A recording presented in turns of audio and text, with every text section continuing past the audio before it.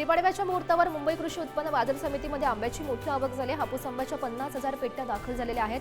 आजच्या मुहूर्तावर युरोप आणि अमेरिकेला आंबा निर्यात सुरुवात करण्यात आली आहे। नांदेडच्या कृषी उत्पन्न बाजार समितीमध्ये आज गुढीपाडव्याच्या दिवशी हळदीला यंदाचा उच्चांकी भाव मिळाला। आज 14,700 रुपये प्रति क्विंटलने हळद विकल्या गेली आहे। गेल्या वर्षी हळदीला 16 ते 17,000 भाव होता। यंदा मात्र हळदीचे भाव काहीसे पडलेले दिसतात।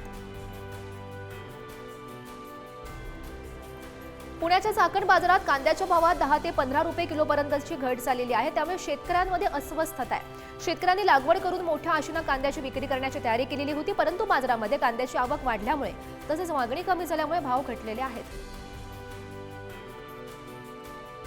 उन्हाळ्यामुळे लिंबाला मोठ्या प्रमाणात मागणी आहे, तर बाजारातील लिंबाची आवक दिवसेंदिवस कमी होते। त्यामुळे लिंबाचे भाव वाढलेत। सध्या बाजारामध्ये 6,000 ते 8,000 रुपये क्विंटलच्या भावाने लिंबाची विक्री होते। नंदुरबार जिल्ह्यात पशुधन कमी झाल्याचं शेतकऱ्यांचा कल शेळी पालनाकडे असल्याचं समोर आलं। पशुगणना करण्यात नाशिक विभागात नंदुरबार जिल्हा अव्वल ठरलाय।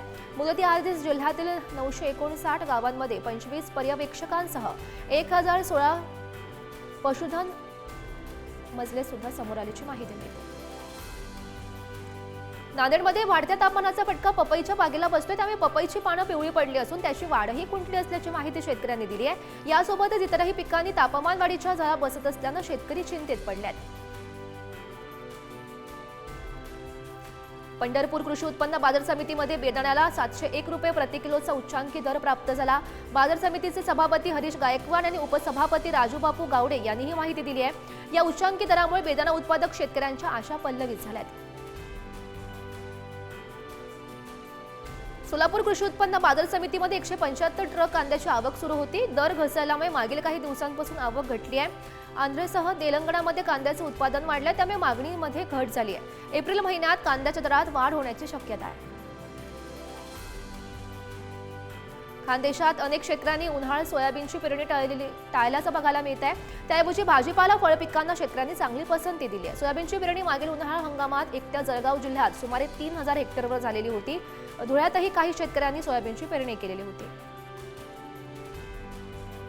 सरकारच्या धोरणाचा हरभरा बाजारावर परिणाम होताना दिसतोय। बाजार समित्यांमध्ये हरभऱ्याची आवकही सुधारते आहे। बाजारामध्ये हरभरा 5,000 ते 5,200 रुपयांना हरभऱ्याची विक्री सुरू आहे। पिवळ्या वाटाण्याच्या आयातीचा परिणाम सुद्धा हरभऱ्याच्या दरावर दिसेल असा अंदाज वर्तवला जातोय।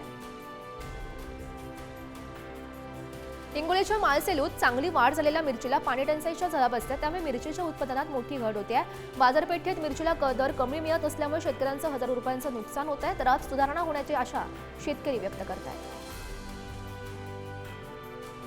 हिंगोलीच्या भाजीपाला मार्केटमध्ये सध्या टोमॅटोला 5 ते 7 रुपये प्रति किलोचा दर प्राप्त झालाय। त्यामुळे टोमॅटो उत्पादक शेतकऱ्यांच्या चिंता वाढल्यात।